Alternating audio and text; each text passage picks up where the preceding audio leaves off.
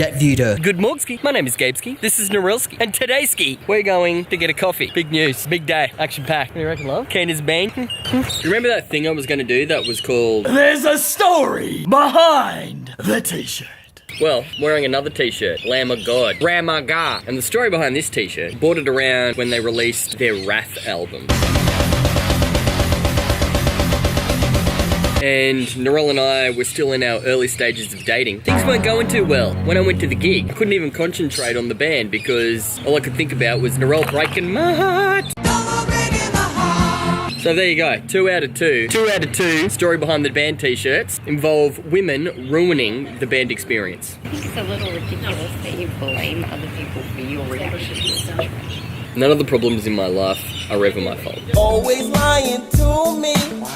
You're lying so much. I love all kinds of music, but there's just something, a good metal band live, that nobody else can compete with, because the crowd becomes a part of the show. The circle pits, wall of deaths, and screaming along. I miss those days, love. Ready? I'm doing a fronty. I'm doing a fronty. Ready? I'm gonna do it. I'm gonna do it. I'm too scared, love. Flip train? Flip train? We're doing a flip train. Oh. Oh, yes, I actually did it.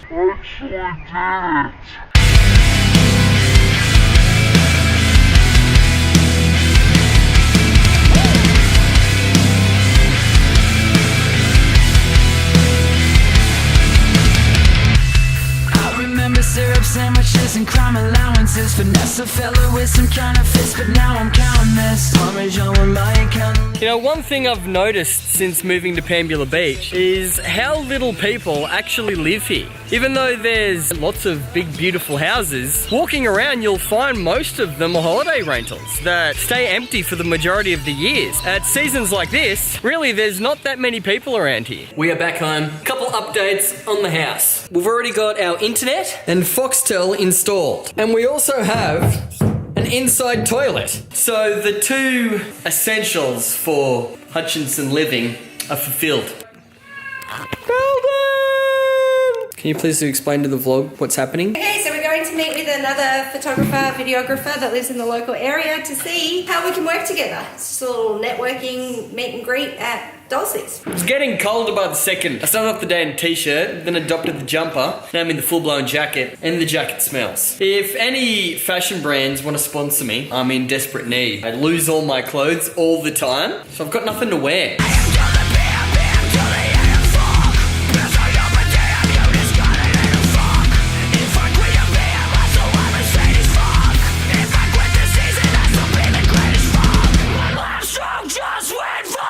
I'm here with Tara.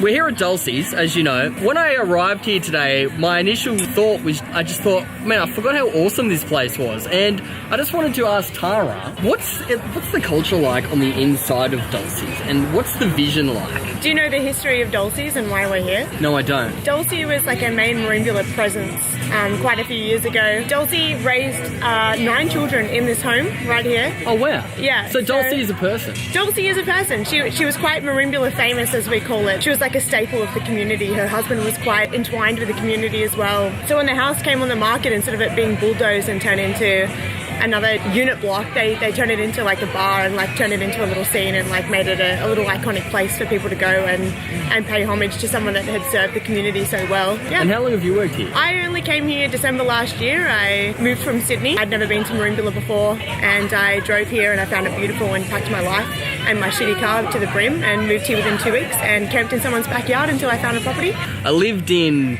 Melbourne for about 5 years, and when I moved back up, I just hated it. I was like, this place is just filled with old people. And then when I saw Dulcie's, it was like a little glimpse of culture. Yeah. And that's what I love about it, is the culture. Have a good time, make sure people feel comfortable. It should be as though you're walking into a friend's lounge room, and that's kind of the culture that they wanted to be down here. I mean, obviously it's a cottage home. It feels like someone's lounge room. There's a fireplace going, and we bring the attitude of anyone and everyone is welcome. And so yeah, that's what we try to bring here. Tara, high five. Thank you. Come to Dulcie's because they're the best bar in town. It was nice talking to you, man. I better go do some work. Yeah, awesome. Thank you so Be much. humble. Sit down. Be humble. Sit down. Be humble. Sit down. Be humble. Sit down. I love you, Dulcies. All right, team.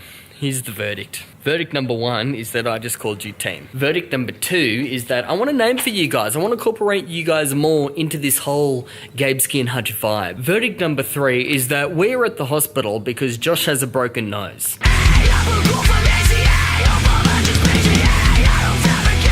In the wars again, mate. Tell me exactly what happened. I tackled my mate, I was lying down like this, and then he fell and like his knee landed there and then like went that way. And you blacked out.